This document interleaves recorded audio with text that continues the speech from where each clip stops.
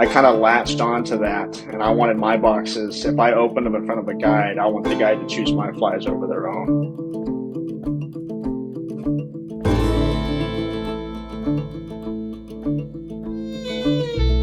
It's harder to look at a bass and say, "Oh, that thing is going to eat for sure." I haven't figured that out yet. Carp are easy.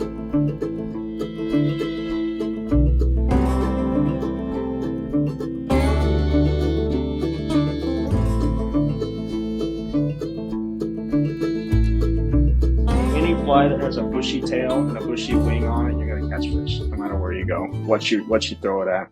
All right, welcome to another episode of the Wildlife Outdoor Podcast. Today we are joined by fly tying extraordinaire and carp master Zack Harris.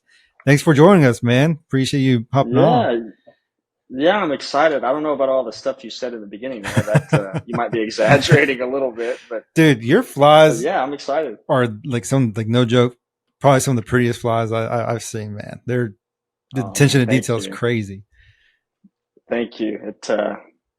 It's skull numbing sometimes. It's great, to tie some cool flies, but to get to that point, sometimes if I'm like this little crawfish, the one. You guys might have seen it the other day. This little guy right here. Uh-huh. I don't know if you can see that in the camera. Yeah. I think I tied 5 or 6 of them before I got one that I liked. It took a little experimentation, and I have a big burn barrel too, like a big one. Really? A bunch of flies that just didn't make the cut. Really? Yeah, if they're not good enough, they don't go in my box. So it's cool, but at the same time, I don't recommend. So what do you do with those flies? Eventually I'll cut all the materials off and reuse the hooks or the eyes or whatever Makes was sense. on them. But yeah, that's what happens when you tie flies for Instagram. Right. Okay, that I guess I will kind of feed my other question. So prior to tying for Instagram, were you always attentive to the details in your tying? Or did Instagram kind of transform that for you? I think Instagram kind of amplified it. I would pay attention to details, but it takes some practice to get to that point where you can find those details and see the things that need to be changed. Mm-hmm. So I can't say I was always that way.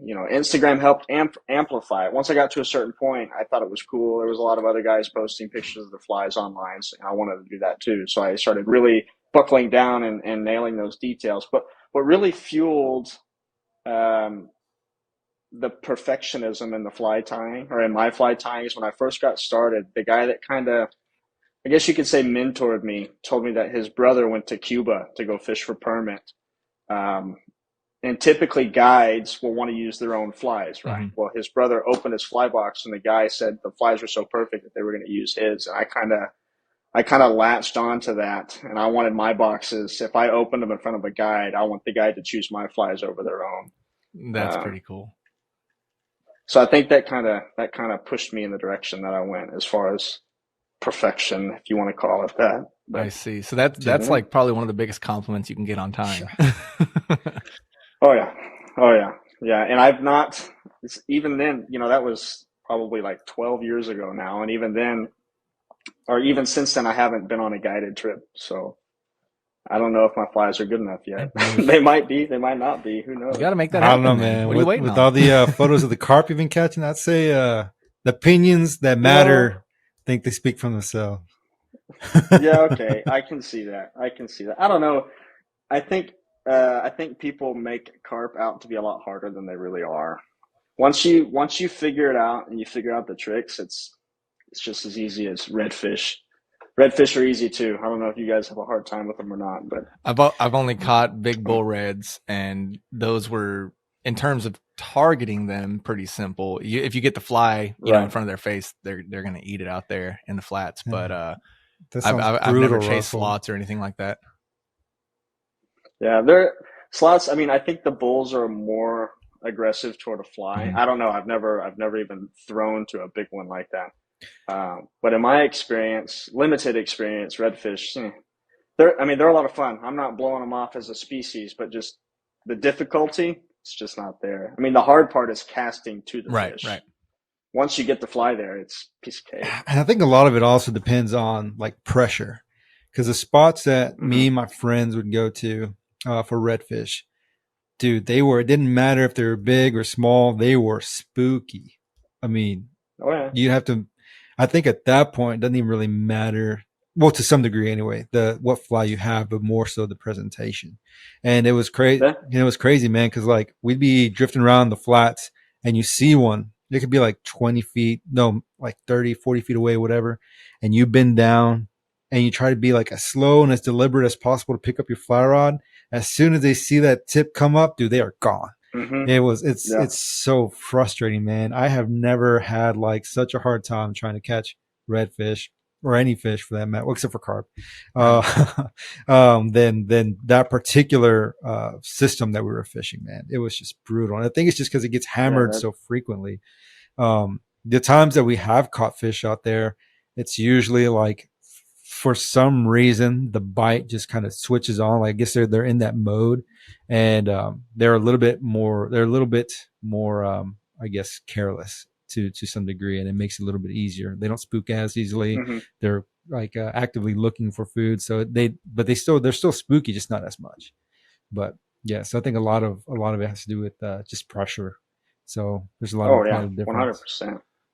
100%. But that goes with all fish, right? The more pressure they're under, the harder it is it's going to be to catch them. I mean, I've gone to play actually, not to trail off too far, but I got to fish Brushy Creek for the first time a few weeks ago, and I've always heard amazing things about it, right? And we get out there, and catch one fish, and there's hundreds, if not thousands, of sunfish, that we saw that day. We didn't even get a look. Really? Dang. So I don't know if it was a weather situation or if there's just been a bunch of people hitting it hard or what, but not a one. It was insane. That's nuts. It was insane. I've never been skunked at Brushy, so that's really saying something. Yeah, that it had to have been something, whether it be water temperature or weather or something like that. I mean, there's been times out there. Not this last time we went, Jose, but a couple of years ago, right before I moved to Arkansas, didn't I like catch like 10 or 12 Rios in one day or something? Like with me, it's either been really hot or we catch a few. This last time we went, I caught 2 guads and a handful of sunfish. Didn't get the Rios, but nice. I don't think I've ever been skunked on Brushy. So there had to have been something going on for sure. And it may have been pressure because it's been pretty decent weather, hadn't it?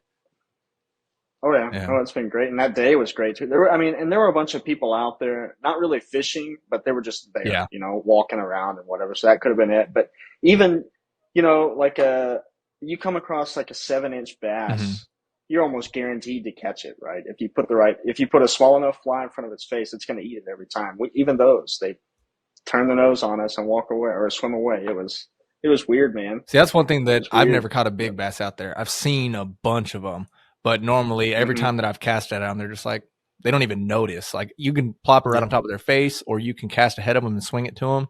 They don't pay any attention to anything that I've ever thrown at them. And I've tried everything from, a zebra midge to a freaking feather changer. Like I've thrown everything at the larger bass out there and have yet to have it even a look. So, well, I will say the water out there is pretty clear. And I did see one bass, if I had to guess, it was probably about 3 pounds, one big one.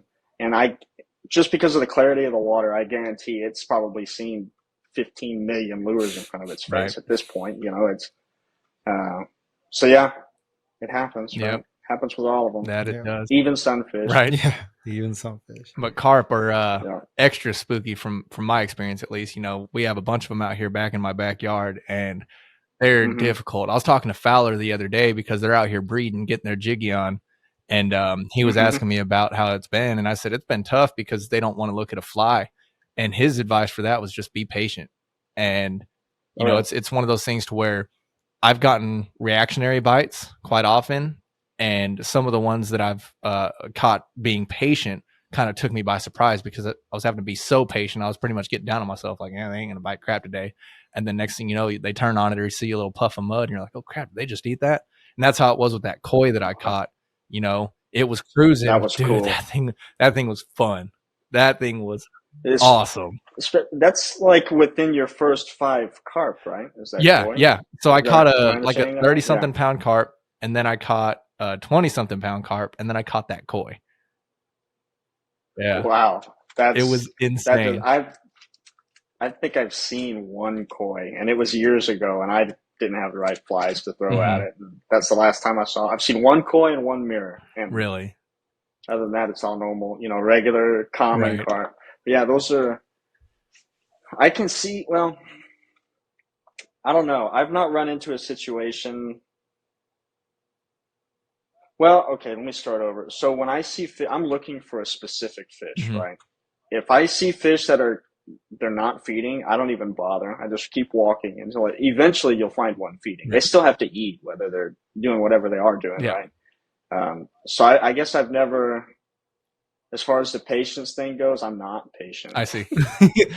I'm looking for the fish that's going to eat my fly. Right. So I'll walk and I'll pass by, depending on where I go. Like, let's say I go to the Pedernales, I'll pass 30 fish before I finally find one I'm going to cast to. Yeah.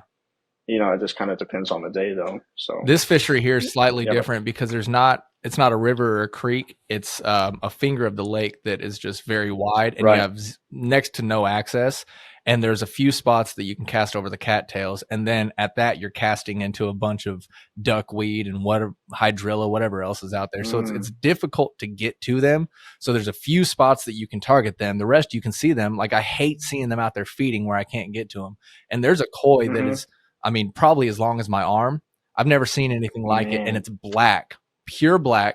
Ooh. And it's about as long as my arm, and its tail is real long and wispy, very similar to the koi that Jose caught, but it just has this real defined white stripe down the back of the tail. It is the coolest looking fish. Wow. And it's always feeding out to where I can't get to it.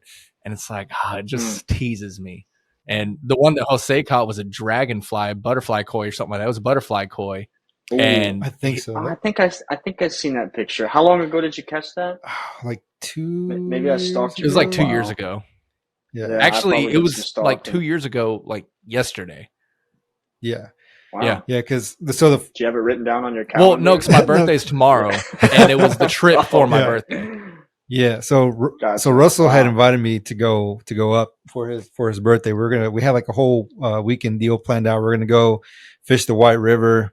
We're gonna go to a Garth Brooks concert first, and then we're gonna go fish the White River and all that stuff. So I got there like, I think on a Friday or something, can't remember. And so, dude, Russell said he had been seeing some koi, some carp out there.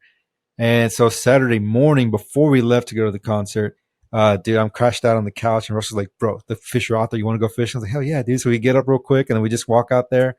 And yeah, man, they're just everywhere. And I just happened to see that koi just kind of sliding through the grass, and there's like a little pocket where there's like no vegetation. So I popped the fly down in there, and he just goes over, and I see him kind of sink down, and I don't know why I set the hook. I just set the hook, and it just happened to be hooked on.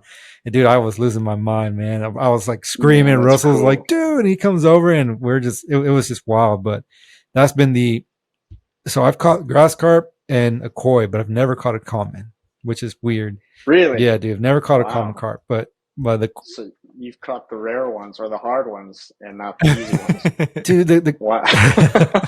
I wouldn't say that grass. So we'll talk a little bit about that in a minute. But yeah, man, so it's kind of funny, like Russell was saying. So yesterday or the day before was like the day that I caught that koi fish. And that's the only time I've ever seen or hooked a koi. But the grass carp was in Houston, and it's weird, man, because anywhere else that I've seen them, they're super spooky. But I was talking with this guy at Bayou City Angler, and he goes, dude, the carp here are different. You got to hit them in the face pretty much with your fly and get them to eat. It's like a reaction strike. So when I found them in the spillway, at first, like, I don't know why, I guess I was thinking about like the grass carp in other places I've seen them. And so I would cast like pretty far upstream and let the current kind of swing into them, and they just did not care for it at all. So then I just happened to make like a really bad cast, and the fly pretty much landed like 3 inches from their face, and the dude swung on it, and I just set the hook, and he was on. Yeah, man. So with those fish, at least in that particular stretch of the bayou, bro, you got to like put it a couple inches in the face. And I made a bad cast one time, and the fly landed a little bit behind it, but I guess enough in the periphery that he was able to see it. He actually swung around, chased it down, and ate it. And then I set the hook. Really? Yeah, dude. So the grass carp in Houston, at least in that, like I said, in that stretch, they're not spooky. You can, if you find them, you can probably catch them. And you've got my gears turning now because I found some grass carp around here. I'm not even going to say what body of water they're in or nothing. Maybe later I'll tell you guys. But I found some around here, and they wouldn't pay any attention to a fly. But I was doing what you were saying, is kind of drifting it to them. Yeah. Maybe I just got to slap them in the nose with it and see what happens. You never know, man. Could work. You should try it and let us know. Good. And maybe I will. And they're pretty decent size. They're probably, I mean, I know they get big, right? But these are probably like 3 foot long. Damn, wow. That's not a bad. That's a good sized grass carp, I think. That'd be fun Pretty on a solid, 3 or 4 dude. weight. Yeah. Oh yeah, no, it'd be a blast, man. Dude, that would be sick. Wow. So no commons. We need to get that changed. I've hooked 2, and I got destroyed both times. The first one I hooked accidentally. I say accidentally because I didn't know it was a carp. I thought it was a feeding bluegill.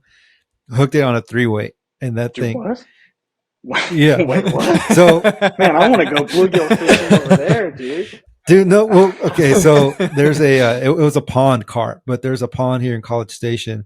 Me and my buddy were fishing there during COVID, and I kept seeing like something come up and suck little pieces of bread down, and it I thought it was a bluegill because I also was hearing little pops of the bluegill, and so I just happened to go over there and had a little lano bug tied on, so I casted next to a little piece of bread, and I see these huge rubber lips come up and suck down a piece of bread next to my fly. Okay. I was like, dude. So I went back, I cast it again, and I saw some of the lips come back up, suck another piece of bread. And then just as I was about to recast, I saw my fly get sucked down. I just set the hook and he was on. So I fought that thing for a while on a 3-weight with like 4X tip it, 5X tip it, something. And it didn't end well.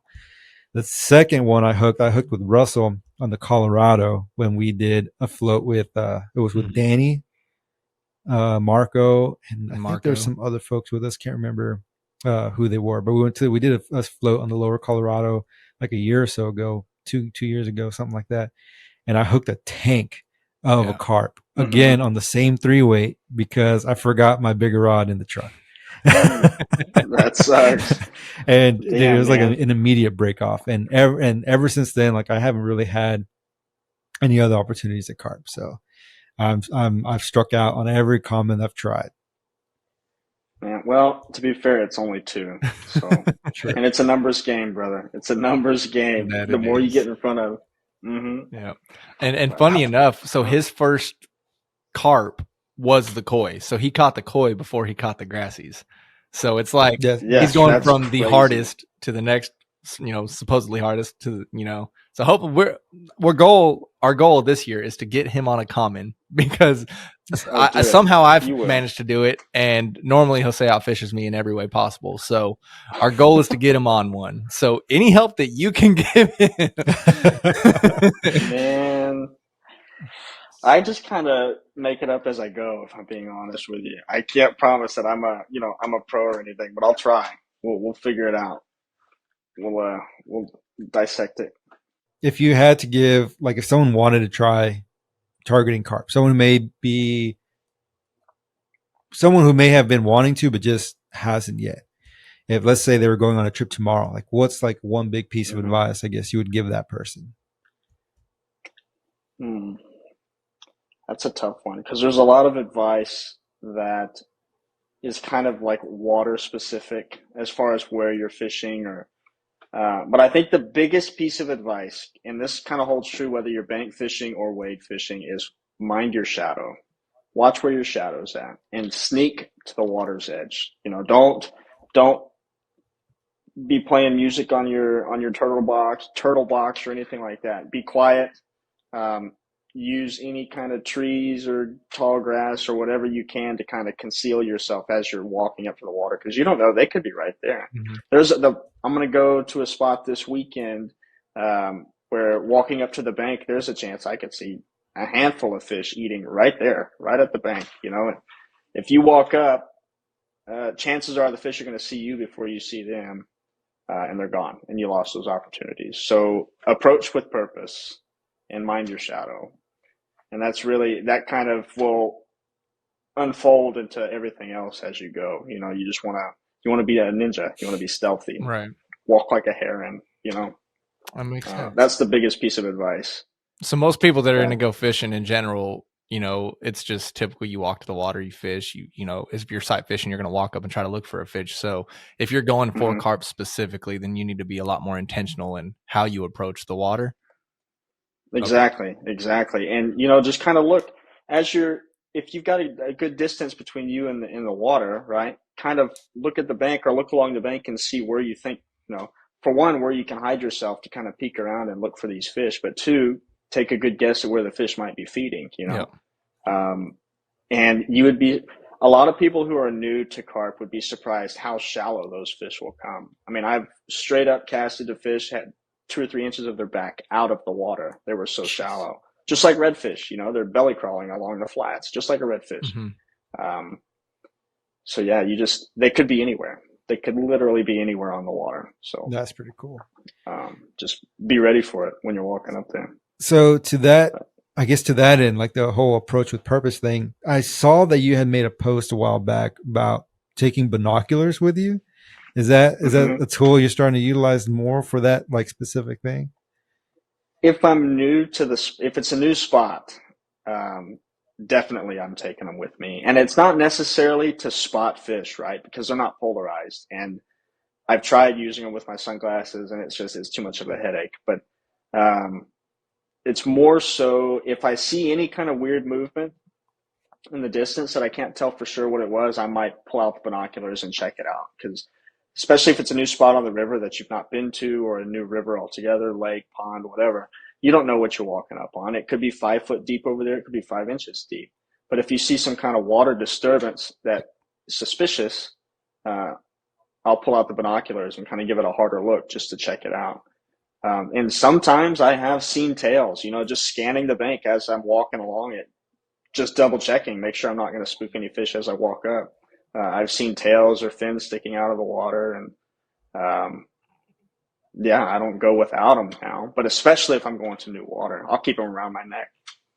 You never know. That's pretty dope, dude. A lot of people, I've got some, I won't name names just because I don't want to hurt his feelings, but I've got a buddy who gives me a really hard time about everything that I do, binoculars specifically.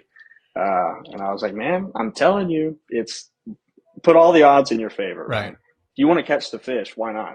Like Landon's rule, if it gives you 1% better chance to catch a fish, do it, right? That's a little much. That's a little much. No, definitely. I mean, if you can do something that makes it easier on you or gives you that advantage, then why not? Right. Carry binoculars, wear camo. If you want to, put on a ghillie suit. I don't know, whatever you think is going to give you the upper hand, right? So, well, the ghillie suit thing is interesting. Yeah. Right. Yeah, just don't get too wet. You might not get out of the river. But right. Soak it up like a sponge. So I noticed most of the flies that you tie are subsurface flies. Do you tie any topwater carp flies? No. And not because I don't want to, but just because I've only come across carp feeding on top consistently once or twice. Really? Yeah. Now, granted, again, I'm moving a lot. Yeah. So I'm not really sitting and watching a spot to see if there's carp rising. I have. Now, I will say the last time I saw carp rising, it was like a frenzy. It was weird.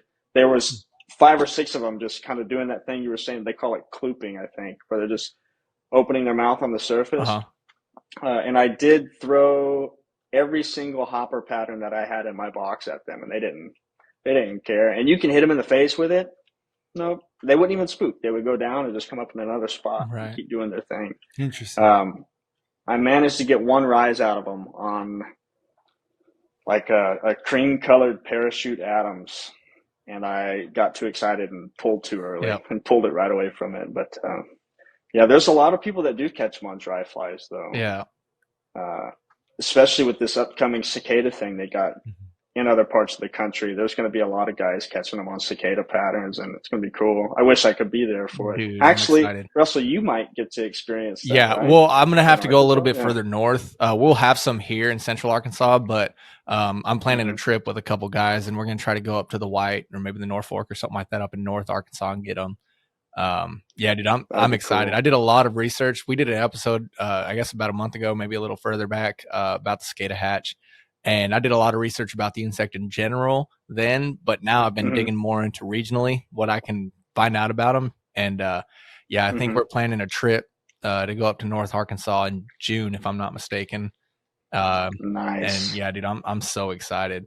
But yeah, the reason why I brought it up is because we've had carp rising out here, and I've thrown hoppers at them. I've thrown, and the only main dry flies I have are either some types of poppers, like barrel head poppers or double barrel poppers, a couple hopper patterns, and then trout flies, like dry flies, parachute atoms, and stuff like that. Yeah. So I've thrown everything at them and have had zero luck. But I know that they're rising and they're eating stuff, so it's like I just don't even know what I could tie up to try to throw to them, because I have gotten zero interest on anything I've thrown at them. So you might need to pull your binoculars out and see what they're that's eating. Probably it. It's either that or I'm not holding my mouth right. It's one of the two.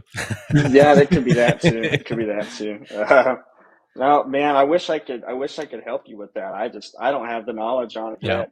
I wish I could have more opportunity, to learn and to, in the field, learn how to do this on top, but not yet, man. So your guess is as good as mine. I think I might try to tie up some like terrestrial patterns or something that's not quite like a hopper, but maybe some type of other insect, maybe like a crane fly or something kind of wispy.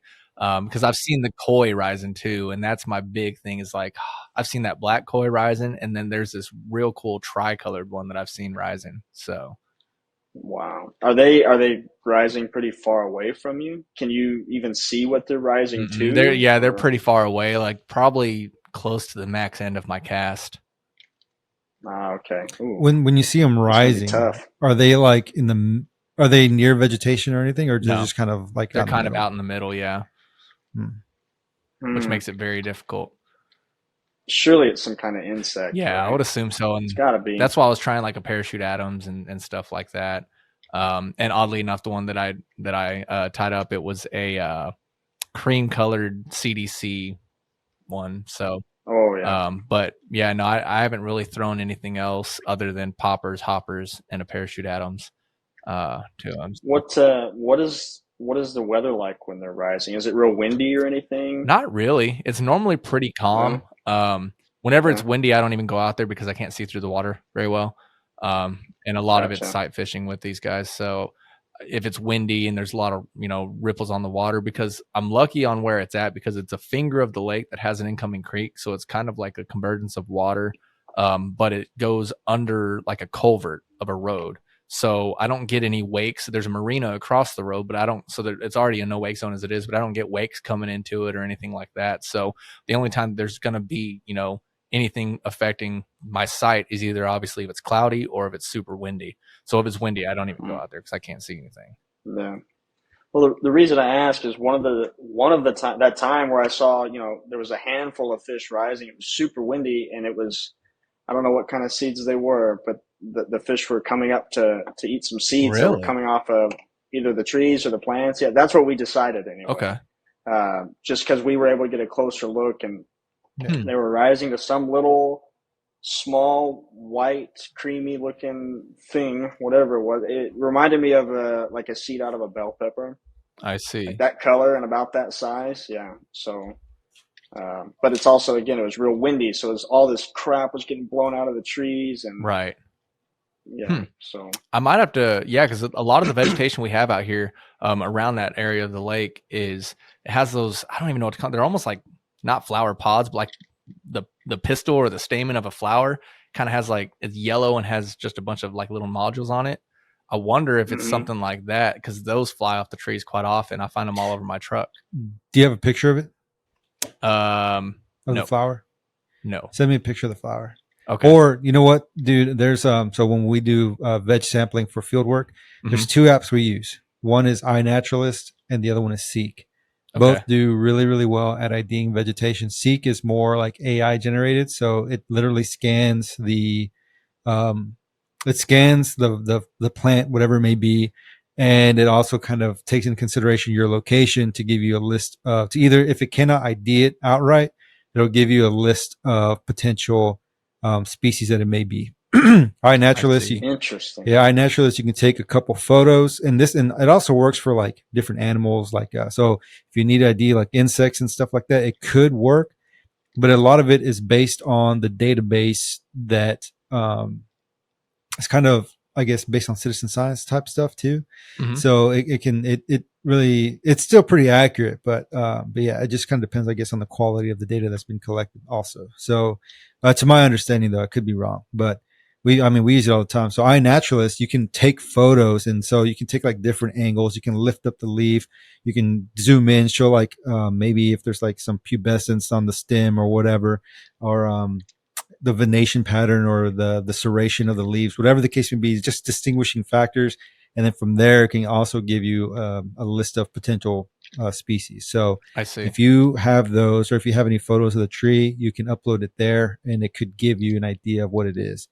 And so interesting. Yeah, so we use that all the time. So that'd be a good tool to use. The white, I've heard that people will tie carp flies like that mimic dogwood flower or dogwood tree seeds and stuff like that. Yep. And like if like there's a really nice like mulberry bloom, I guess, for lack of a better term, but there's a lot of mulberries, and they'll tie things like that, or persimmons, I think, some other ones too, just to mimic, the native or the natural forage, whatever that may be. So there's a guy on the gram. You guys heard of Carp Stalker? It's like Carp Stalker 1 or something like that. I don't know his actual name. Yeah. He throws mulberry patterns a lot, it seems, and they're freaking cool. He uses like fettuccine foam and stacks it like deer hair. Oh, it's so cool. Yeah, he ties. I wish we had something like that here. Yeah, he does. And he catches more carp than I even knew existed in this country. I'm gonna say that. That guy's always. I think it actually is mulberry, because I found a picture. This is what it looks like, but they're normally dried and they fall off the trees, and that's a mulberry seed pod. So that's possibly what it is. But yeah, I've used iNaturalist before. In fact, the first time I used iNaturalist was I was working in Little Rock, and I saw this plant that looked like a weed plant in someone's front yard, and I was like, "The heck is this thing?" So I pulled up iNaturalist, and it said it was a cannabis sativa plant, and I was like, somebody's growing weed in their front yard. And then I scrolled through at other options, and it's actually a Japanese maple. And I was like, oh, okay. That makes a lot more sense. But they do look like the leaf structure is the same. The plant looks nothing alike, but the leaf structure is very similar. I was like, interesting. It's a great cover up. Right. I do say so much. Yeah. I'm gonna go ahead and just plant a bunch of Japanese maple around it. Yeah, exactly. Perfect. Right. Perfect. So, but yeah, the carp out here, they're picky, but yeah, I've seen them rising, and I might have to try to tie something up like that. And to know that other people are catching them on mulberry patterns, that's definitely a good indicator. Oh, so yeah, I might have to do that, and maybe I'll get that freaking black koi, dude. I've chased it for 2 years now, and I see it maybe 2 or 3 times a year, and that's it. And I saw it when I caught that koi the other day. I saw it that day, and it was heavily breeding with another carp. I mean, they were rolling like crazy and splashing like crazy. It was pretty cool. And they like interbreed out here. Have to come visit. Yeah, dude, it's insane. You're welcome anytime. There's yeah, that'd be cool. There's the one that I caught that's out here is actually, I don't remember the exact species. I was able to find it online though, but it's actually a descendant of a mirror carp. And so I was like, that's really cool, because it was pretty much scaleless except for the spine of it.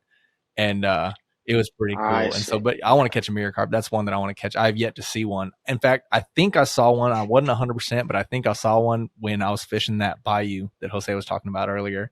And I spooked it off a shelf quick. But other than that, I don't think I've ever seen a mirror carp.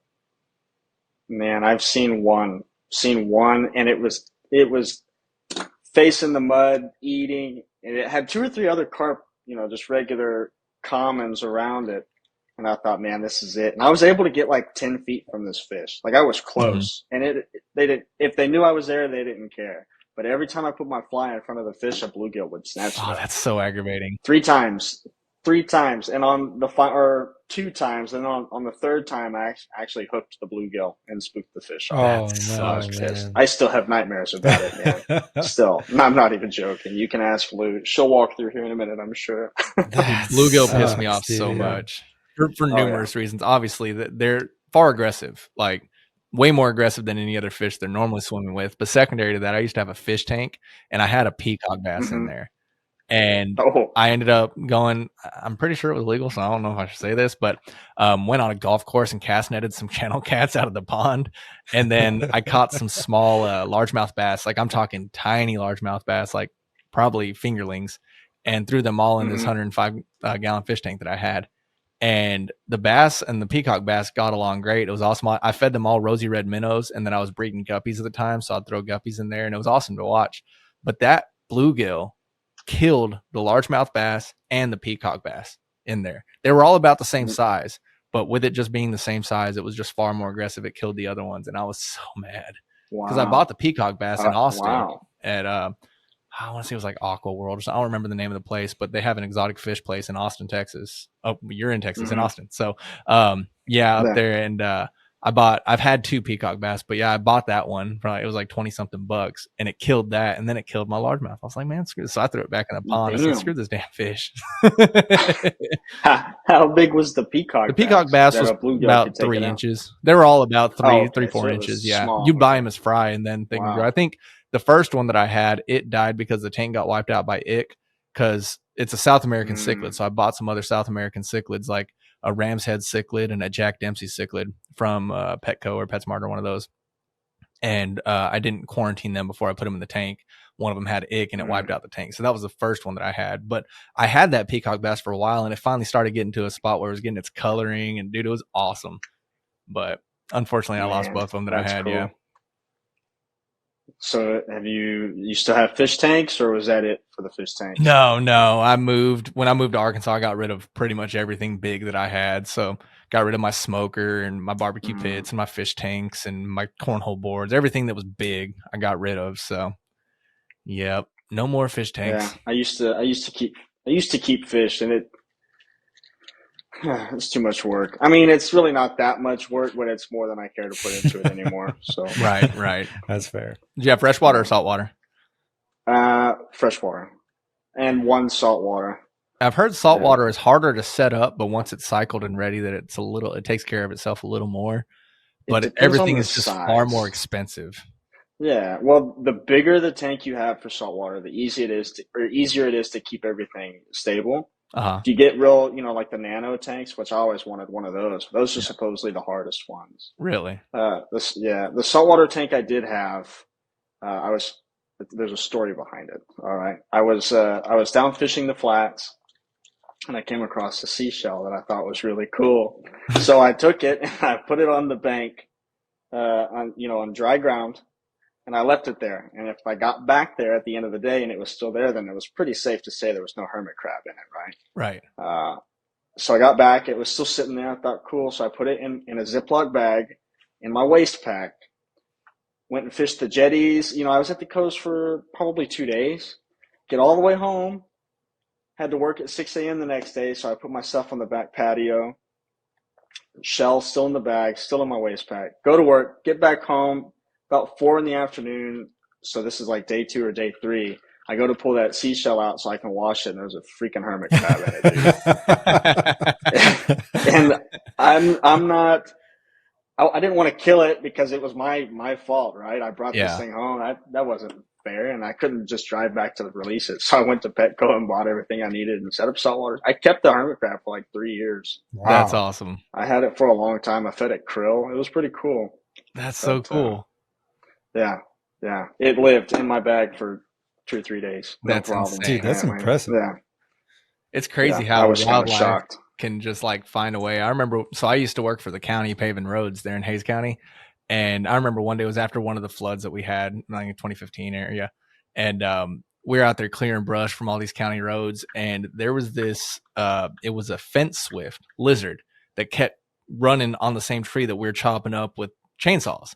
And so I was like, I'm going to catch this thing and move it. And then I was like, well, I caught it, put it in my pocket because I'm busy, I just threw it in my pocket, figured, it'll get out. It was my shirt pocket, so it wasn't compressed or anything. And so we're there and we're cutting all this wood, and I completely forgot about it. Like, completely forgot about it. Was there for about 4 or 5 more hours, finished work, and get home, was dog tired, fell asleep on the couch in the living room. The girl that I was dating at the time came over, And this is by like 7, 8 o'clock at night. And I get up from my little nap and I went to hug her and I felt something in my pocket. I was like, the hell? Look, the lizard's just chilling in there. And I was like, I completely forgot about this lizard. I had that lizard for like 2 years. I had a tank already. So I just went and bought some substrate for it, threw a rock, got a heat lamp, and I kept it, and I was feeding it crickets and everything. I had that thing for freaking ever. Yeah. And then I ended up moving, and that's the reason I released it, you know, and I never like hand fed it or anything. It always had to search for its food. So I was like, it's probably good to release back outside. But yeah, dude, I had that thing for freaking ever, but it stayed in my pocket for like 8-10 hours. It was nuts. I think that's almost, well, that's probably just as crazy as a hermit crab thing, just because the hermit crab at least has its shell, right? Right. To protect it. And it was in a Ziploc bag, so I guess it was humid enough in there that it. Right. But a lizard, how did you not crush that thing, man? I don't know. I have no clue. And it was just kind of like curled up, and it wasn't like a tiny lizard. It was, you know, good, probably 6 inches or so. And it was just curled up like in the bottom of my shirt pocket. And I was like, what the hell? Damn. That's wild. I think it was cool. Yeah. Well, I'm glad I'm not the only one that kept something after I stole it from its. Oh, dude, I've kept so many things. At one point, I had a rat snake that I kept for. I had it for probably the better part of 2 years, and I used to catch green anoles, and I ended up breeding them unbeknownst to me. Like, I went in there one day and I was like, oh crap, where'd these babies come from? Like, just caught these green anoles in my backyard and set up this terrarium. And I mean, I have a problem. I'm that typical person that just will find an animal and be like, I can give you the life that you'll love and take it home. Yeah. But now I don't have any pets. Actually, it's the first time in my entire life I don't have a pet. Like, at one point when I was a kid, we had like 48 pets at one time. Damn. We had salamanders, iguanas, and hedgehogs, dogs, cats, like freaking everything. But yeah, cool. Now I don't have anything, and it's kind of strange, but at the same time it's freeing, because like if I want to leave, I can just leave, you know. That's true. Yeah, that's why I'm kind of cool with the cat, because cats don't require a lot of attention, not compared to say a dog or something, right?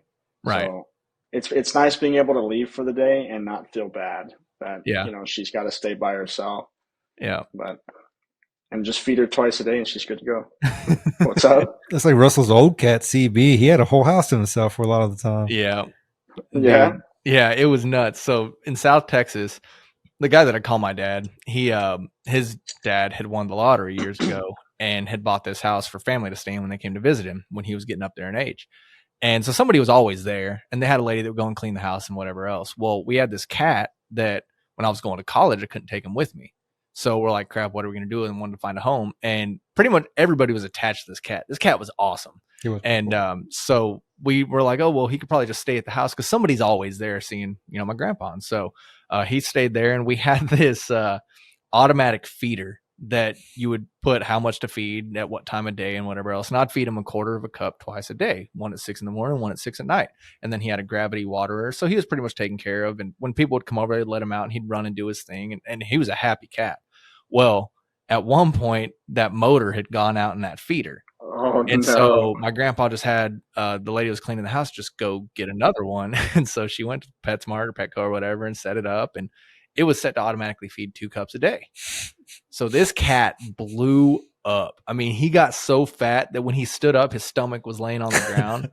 And so the next time that I saw him, I was like, dude, what the hell happened to this cat? This cat was so fat. And so I fixed the feeder, found out it was the feeder, fixed it. Then he lost all this weight, but his stomach still hung that low. And so when he'd run, it was just like he had these 2 flaps that would just flat, dude. It was so disgusting. But that cat was awesome. I remember one time, so I was going to school in Kingsville. Russell, my brother, and Russell's girlfriend at the time had come to visit me for, I think it was my 21st birthday, actually. And so we all stayed at that house that he was talking about. And CB was still hanging out at that time, but he was still chunky, man. I remember seeing him, and that was the first time I had seen him since high school, too. I was like, holy crap, dude, what the hell happened to this guy? And he had little nubs for legs, dude. And he was fat. There was a cat tree. Surprisingly, he was still fairly athletic for as big as he was. He managed to get to the top of the cat tree, dude. That thing was like laid in over. Oh, that cat reminded me of freaking Chris Farley. He was big, but he was limber. Yeah. He could jump on the couch, that's no awesome. Problem. I mean, he was like fairly athletic still. So it was impressive, man. Yeah. Good old CB. Dude, wasn't that the time that you got into the bird dog that gave you like crazy dreams? Oh yeah, dude. So Wait, got into the what? Say that Bird again. dog. You ever had bird dog whiskey? you're No, doing no, no, yourself no. a I favor, haven't. dude. It ain't good. Yeah, don't. Yeah. Okay. So when I was in my undergrad days, I have a friend. He's actually been on the podcast. He used to love Bird Dog, and specifically the blackberry flavored one. Flavored whiskey in general is not very good, in my opinion. But so he loved blackberry Bird Dog, and I wasn't much of a drinker, so I didn't really know what was good, what wasn't. On my 21st birthday, we decided to go into a liquor store there in town, and my brother was like, "Dude, I'll buy you your first bottle of whatever you want." And so the only thing in my mind that I had was like, man, I've heard good things about this Bird Dog. Let's try it. So we got it. Dude, that stuff would give me the gnarliest nightmares, bro. Like, talk about whiskey dreams, dude. I've never had night terrors that I know of, but if I ever had, it was the closest I ever had was when I drank Bird Dog, specifically that blackberry one. Because I've tried like the peach one, and that's actually not bad. Like that and some sweet tea, dude, bomb on a Yeah. summer day, really good. But man, it was just not good. It would mess me up. I never since then I haven't drank the stuff. Will not drink the stuff. Forget that. Well, man, now I kind of want to try it just to see what happens. Right. See, I've never had Experiment a little anything bit. with it. But I just don't like. It's real syrupy. It is. It has almost like a Oh, syrupy texture to it. Yeah. The is it flavor like isn't that horrible.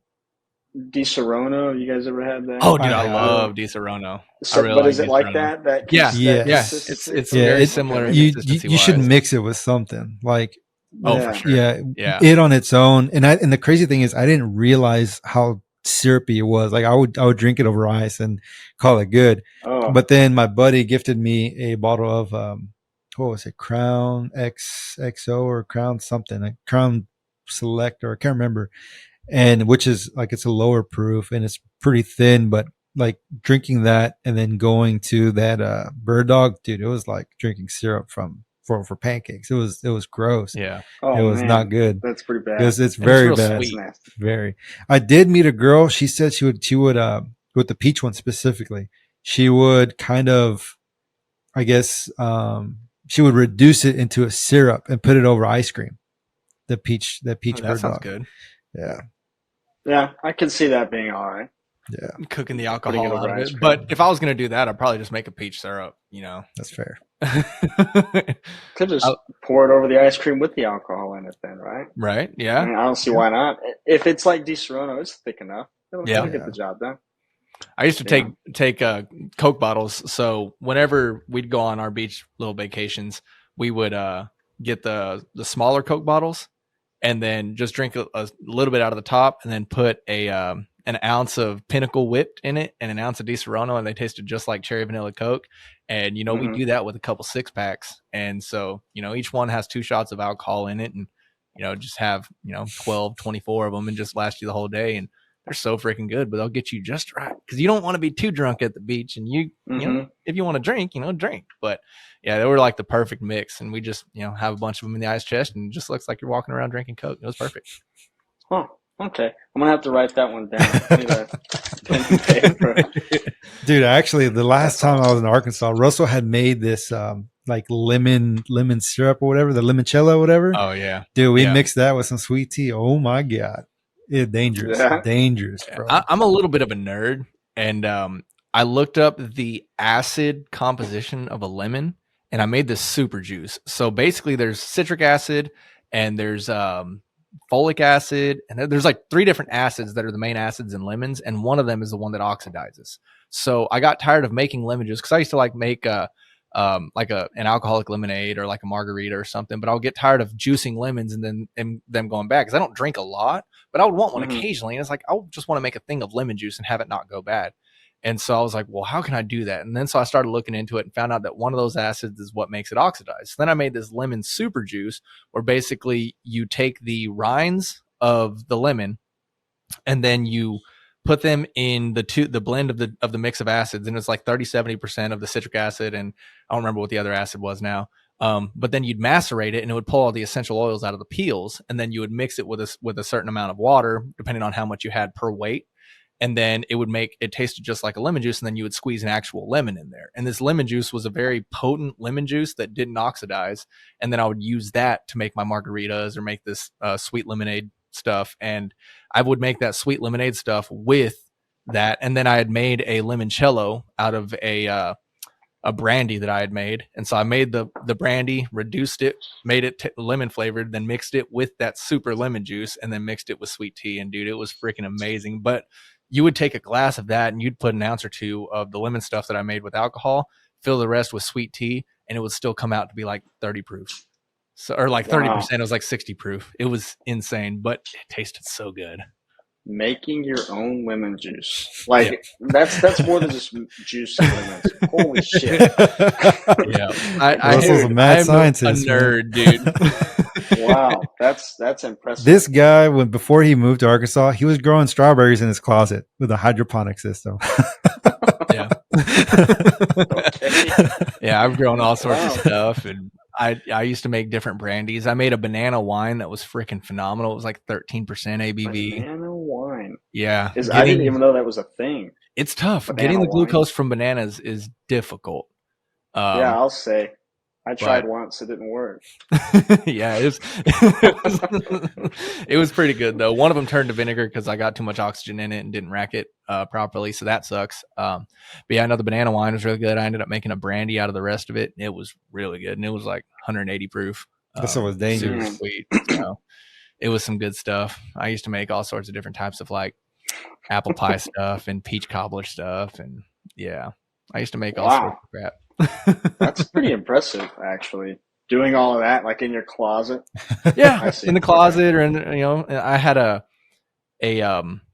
device that would take liquids and make you feel funny. You're like the Willy Wonka of alcohol, right, dude? One year I got bored and I was like, it was Girl Scout cookie season. I said, I wonder if I can make cocktails for every Girl Scout cookie, and I did. And the freaking lemon one was my favorite. My second favorite was the Samoas. Dude, I made an awesome Samoa martini, and I don't even like vodka, but the Samoa martini was really good. And then I made a thin mint one that was pretty good, but that's just basic creme de cacao and creme de mint, and then some mixers with it, so it was pretty good. But yeah, I used to love making all sorts of cocktails, and I'd love hosting, having people over, and I love cooking, so I'd make some cast iron steaks and make us some cocktails or something like that back when I had friends. I wish I was friends with you when you lived in Texas, dude. I'd be at your place all the time. I loved having people over. No, drinks are fun. I enjoy them, but I usually just drink whatever's put in front of me. And if I put it in front of myself, it usually consists of and that's about it. I don't mix anything. I like drinking stuff, but I do like craft beer also. So yeah. But getting off the alcohol trend here, so I guess we can get back to tying. So I had some questions about like your photography stuff. Like, your pictures are freaking amazing. What's your setup for taking pictures of your flies? My cell phone. Ain't no way. I swear. That's crazy. Do you have some type of like lighting box or something? Like, no, this is the light right here. Wow, dude. That's $20, insane. Walmart. That's talent. Yeah, I don't know about talent. It took a lot of trial and error to figure it out. I will say that. That's crazy. No, it's just my phone and a white background. Damn. And just knowing how to use your tool. Yeah. I don't want to. Can't give away all the secrets, right? But yeah, just knowing how to use your tool, the tools that you have at hand. I took not that it really helped all that much, but when I was in high school, I took a photography class. So I already kind of knew the basics of how to make certain things happen, right? Yeah. Again, not that, that was actual film cameras, and this is a freaking iPhone. So there's a big difference there. But, just being able to use your tool, you'd be surprised what kind of pictures you can take on these phones. That's insane. Now, I will say that it's not just one and done. It's not put the fly on the backdrop and take the picture and done. No, I probably to get the perfect picture that everything is clear, because I'm kind of a shaky person. Believe it or not, sometimes I'll take 500 or 600 pictures. Holy crap! In one go. Yeah. And now, granted, it's not like pose, click. I'm like tapping as I'm kind of moving the phone, and so it only takes about a half hour. But then I have to find the picture that works for me. I see. Yeah, it's nothing fancy, just a cell phone. That's cell phones are amazing, dude. They really are. They are. With the depth of field, I could have sworn you were taking it with like a DSLR dude. or something, because it seems like the perfect spot is in focus and the depth of field, like not even the entire fly is in focus. So I just assumed it was a DSLR or a mirrorless or something, but freaking hats off, man. That's awesome. No, I'll tell you, I actually tried a DSLR. I thought, okay, I'm going to take this serious and I'm going to start taking real pictures. It was easier to do it with my phone, man. Like setting up an actual camera and getting all of your levels and everything right was just too much of a pain. Yeah. Whereas here I can literally do everything I need to on one device, and that's all I needed. So damn, that's freaking cell phone awesome. Gets the job done, dude. Dude, that's impressive. Cell phone gets the job done. That's impressive. That is very impressive. So yeah, recently this is the iPhone 15, just the regular. It's the Plus, so it's the big one. Yeah, but man, I've been playing with that camera a lot too. It can do some pretty crazy things. Nice. Yeah, I have the 14, and I really like it. So yeah, 14 Plus or 14 Pro, whatever it is, the one with the 3 cameras on it. Oh, okay, yeah, you got the better camera. The camera was pretty sweet. I was I don't remember if it was like I don't even know what numbers they have anymore, but it was like the X, I think, is the last one. Either the X or the 12. I don't remember. I just got this phone like 2 or 3 weeks ago. So yeah, I've been playing with it. You can get some pretty serious details on some small stuff. It's a lot of fun. Dude, that's pretty amazing. Cool.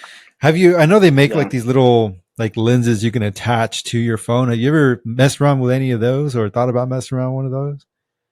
Not recently. I did probably like 6 or 7 years ago, I think. It may have been a little less time than that, but I used to have one, and it worked, but it kind of did the fisheye thing. You know, it was supposed to be able to. I got it to try to take pictures of like trout nymphs, because I used to tie a lot of nymphs, and it worked every now and then, but it was finicky. Now it was only like a $20 clip-on lens I bought at Best Buy just to explore. I never really got anything fancy. Yeah. But recently, you know, that was a long time ago. Yeah. Recently, I haven't tried anything. I'm sure there's some better ones out there. Yeah. I actually saw an ad for a clip-on lens earlier today.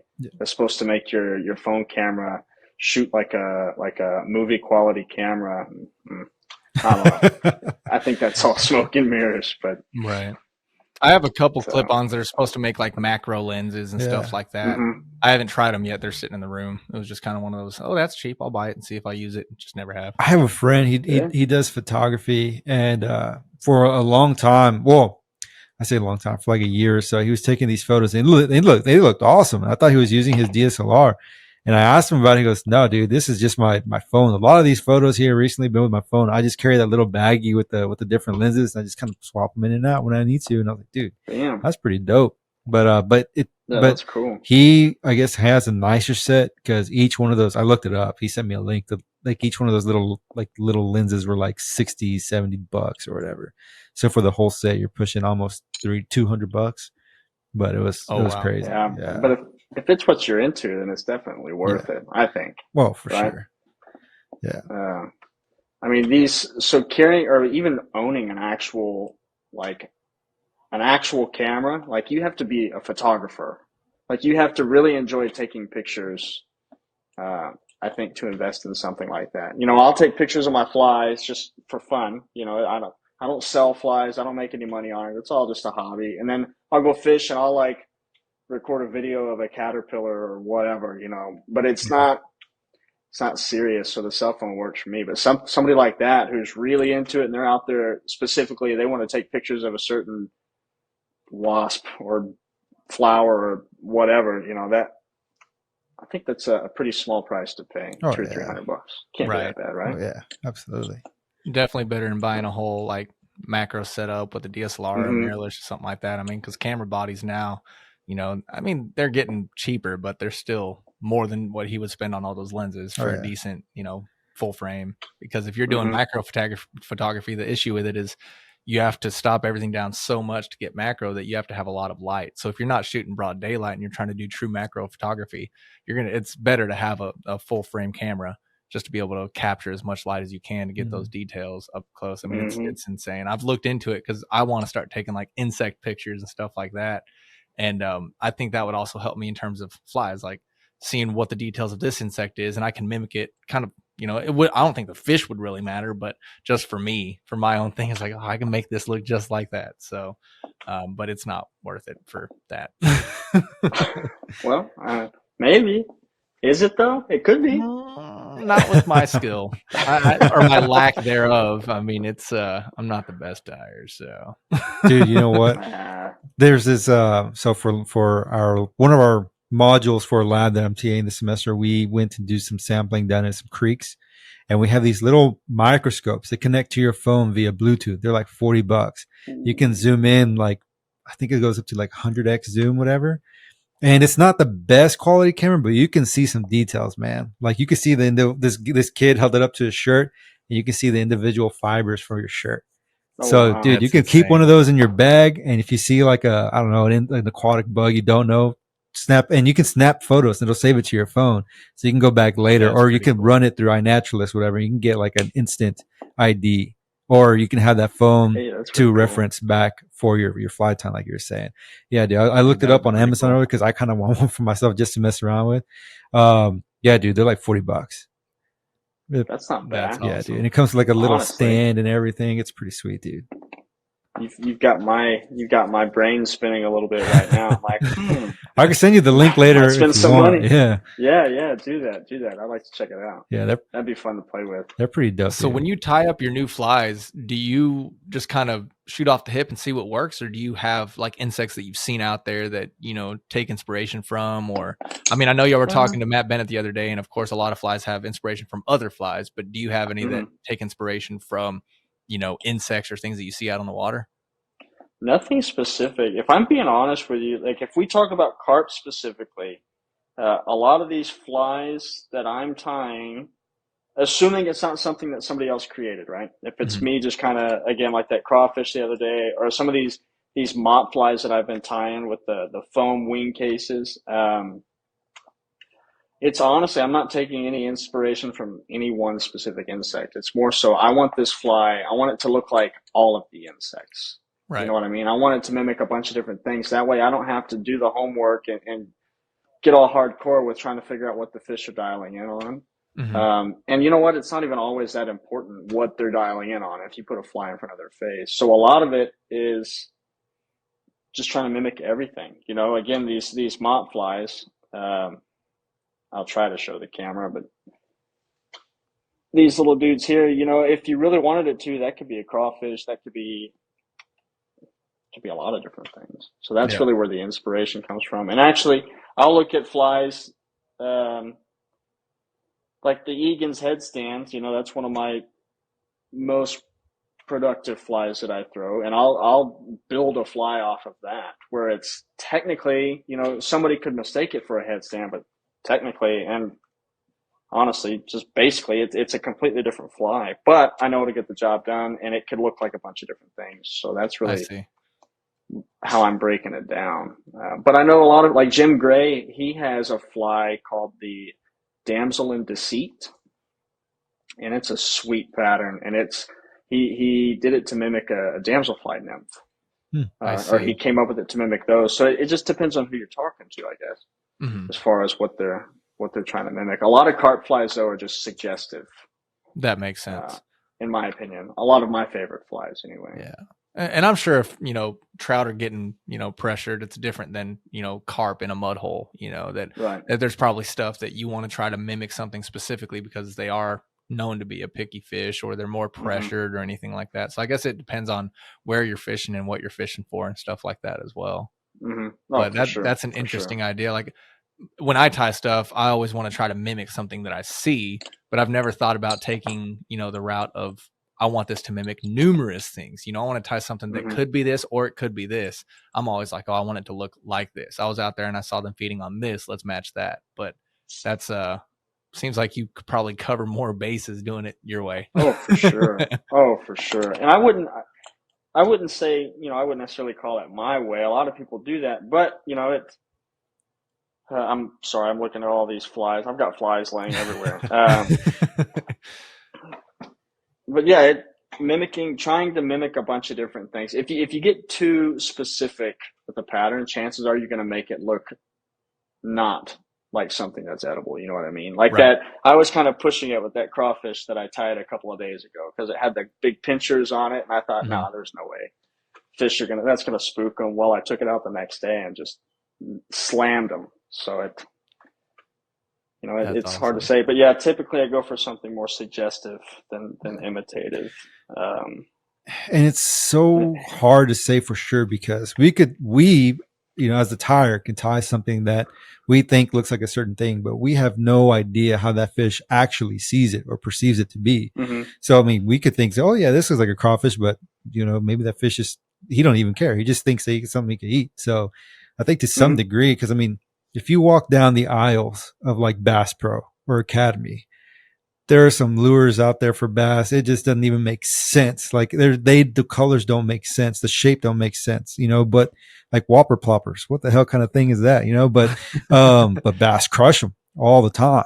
Mm-hmm. And flies too. Like, I mean, a redfish will eat pretty much anything you throw in front of its face, and I think for the most, with certain exceptions, I think fish just generally don't really care that much as long as they think it's something that they can eat to some degree. There are certain situations where like if the water's very, very clear, or if there's like a hatch going on, or if there's certain forage species that's starting to move up, and there might be certain things where these fish key in. And in that case, maybe it's more like profile or color or size or something that might be more important than others. But it's just so hard to say, man. So I think having those flies that are suggestive, like you said, that could be a crayfish, could be a little bait fish, as long as it looks like it's something that fish can eat, I think that's like the most important thing probably than anything. Oh, for sure. For sure. And I think, I've been really focusing on carp lately, but this kind of holds true with bass too. If I had two fish that I was knowledgeable on, it's carp and bass, and sunfish, but they don't count. Unless you're me at Brushy Creek. But I think it comes down to, like you were saying, if you put the fly in front of its face and you put it in front of its face the right way, they're going to eat it every time. Right. If they're in the mood, of course. Bass, it's harder to look at a bass and say, oh, that thing is going to eat for sure. I haven't figured that out yet. Carp are easy. I will tell you, pretty much any fly that has a bushy tail and a bushy wing on it, you're going to catch fish, no matter where you go, what you throw it at. You can't go wrong. It looks like too many things. Yeah, it could be a crawfish, could be mayfly, nymph, whatever. It could be a lot of stuff. So that makes a lot of simple, sense. right? It's definitely a hot take there. Yeah. Keep it simple. But the cat showed up, by the way. Sorry if I disappeared from frame. Oh, you're good. We heard it. Me and Jose both smiled when we saw it. So no, she. If I don't put her in my lap, she'll sit there and yell at me the whole time. So. That's awesome, dude. So cat and flies. Do you ever have your cat steal your flies? No. You know what? No, actually, and she doesn't even jump. Because Lou and I have our tying set up like in the living room. As you can see, the couch is back here. The cat never even jumps up on the desk. That's insane. Never, not once. She doesn't jump on the kitchen table or anything. It's really weird. That's pretty cool. I used to be when we moved in, I used to be a little nervous, but now I leave flies everywhere. She doesn't mess with them. Really? So you remember earlier when I said I wasn't really a cat person? So I'll tell you a story why. So I had this cat, and it was a cool cat. We named her Cleo. I was at work one day, and these people were getting rid of kittens, and it looked like a little Siamese kitty cat, had blue eyes, little black ears, and black tail. Like, it was this adorable cat, and I got it for free. And I was like, oh, my kids are going to love this. So I brought this kitten home. And this is after we already cat that I could not stand. His name was Dax, and he was a kleptomaniac. He stole everything. If it was a pen, a pacifier for my youngest, chapstick. I was playing football at the time that we first got him. He would take my mouthpiece and take it to the toilet. Like, I hated this cat. We lost this cat. He went and lived in the sewer for a few months. We were going to move to Arkansas. Thought we were going to be scot-free. Some old lady in the end of the cul-de-sac decided that she could catch him, and we got him back, and he came with us to Arkansas, and I hated this cat. So then I bring another cat home.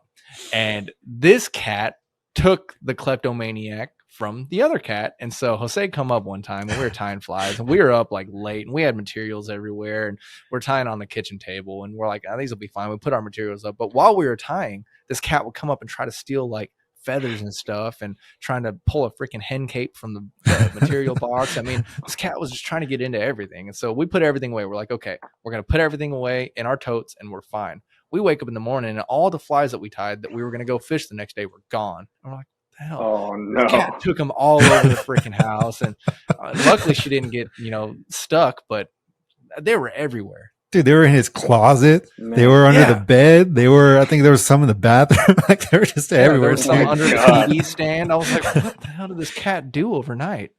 How does she not get stuck with That's what I'm wondering, Dude, I have no idea. That's crazy. Thank God she didn't. Yeah. I can't even. That's my biggest fear. If Puma here got a hook stuck in it, how do you even get it out? You don't. You just take him to the vet. I don't know. Like that's scary, man. Right. Terrifying. Wow, especially with cats, because they'll call and bite the hell out of you if you're putting them through any pain, I'm not going to try. If she's hooked, she's either going to keep it or we're going to the vet. She's going to rock around with some jewelry. Yeah. She'll match the vibe of the place. You got fish on the walls and stuff. It'll work. Right, Puma? That's awesome. Yeah, so we didn't say at the beginning of the podcast, so I guess we could give y'all a shout out. So Zach here is from the Honey Hole Angling podcast. So Honey Hole Hangout, Honey Hole Angling. Do y'all go by Hangout or Angling? I don't even know, dude. To be honest. I think the podcast is Honey Hole Hangout, but we're Honey Hole Angling. I see. So, that makes sense. Well, he's from Honey Hole. Everybody just calls him Honey Hole. So give them a shout out. Y'all need to go check them out. I think on Tuesdays, they're starting to go live on YouTube. Y'all should check that out. They have some good conversations. You get to kind of get a little peek of the background before they edit everything and put it out. So y'all should go check out their YouTube live. It's pretty entertaining to watch. And I'm sure there's some things in there that you can hear that they will take out in editing. So kind of get the nitty and gritty. So I definitely highly recommend it. Raw and uncut, come watch the live. Some shit will come out of our mouths. I know something will come out of my mouth. I can promise you that. It always does. So y'all can definitely go check them out. And then, of course, I'll put links to Instagram and YouTube and stuff in the description. So, but we're kind of coming up on time, man. And we really appreciate you hopping on. It's been a blast. And you need to come up and do some fishing up here. Sounds like you need to come get on some carp skis and maybe get you on some small jaws. I'm going to come catch that black koi you keep talking about. Hey, come on now. I'll tell you, if you come up here and catch it, I will be pissed, but I will be very excited just to see the fish because I haven't seen it in its entirety yet. So I'll tell you what, we can both take a picture with it. We'll post them 6 months apart. Right. The foliage is going to be the same, even though it's different times of year. AI is a wonderful thing, man. Dude, it is, right? But yeah, man, you're welcome anytime. Just let me know. I'd love to come get you on some fish up here. And I got 2 fishing kayaks. So if we can go hit some rivers, get you on some smallies, that'd be awesome too. Hell yeah, dude. I'm looking forward to it. We'll get up there for sure. Sounds like a plan. Yeah. Well, thanks for having me, guys. Of course, man. Is there anything else that you want to plug before we hop off? Not right now. In the future, maybe. If I come back, I've got some stuff coming up, but I'm not ready to plug them yet. But, all righty, we'll man. Well, sounds like a plan. Well, we appreciate you hopping on, and we'll catch you next time. Yeah. Right on. Later, man. This has been Wildlife Outdoors. Thanks for listening. Follow us on Facebook at Wildlife Outdoors and on Instagram at wild.life.outdoors. Let's go live life on the wild side.